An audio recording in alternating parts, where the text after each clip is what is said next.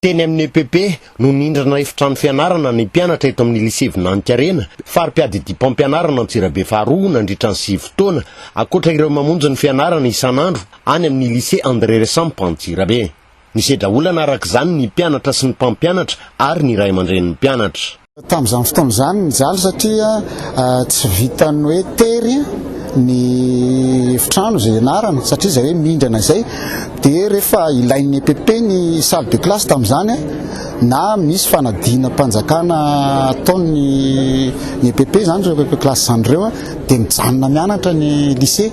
Eo ihany koa ny hoe ankoatran'ny hoe fahaterena dia tsy compatible, tsy mety amin'ny alibean'ny mpianatra ny table banc iainana tamin'izany ka teoriana moa tamin'ny alalan'ny fitondram-panjakana amin'ny alalan'ireny banc sy ny fanomezana amin'ny alalan'ny caisse école sy ny fifireny dia niezaka ny vidividy W tsikelikely zahay. Manoloana izany dia nisy ny fampiraharahana teo amin'ny fiadidina ny faritra Vakinankaratra sy ny fitaly avy amin'ny paritry ny fanabeazam-pirenena nitady vahaolana ka tamin'ny volana aogositra 2024 dia vita ny fifanaraham fiaraha-miasa eo amin'ny Lycée Vinaninkarena sy ny firenena Japoney amin'ny fananganana fotodrafitrasa vaovao.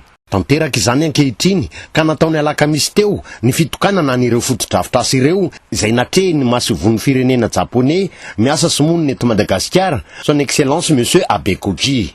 Trano fianarana lehibe roa izay ahitana efitrano fianarana enina miaraka amin'ny birao sy ny fitaovana ao anatiny.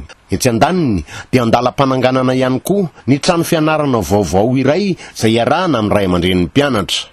Ho afa-pahasahiranana arak'izany ny mpianatra sy ny ray aman-drenin'ny mpianatra ary ny mpanabe eto amin'ny Lycée Vinaninkarena.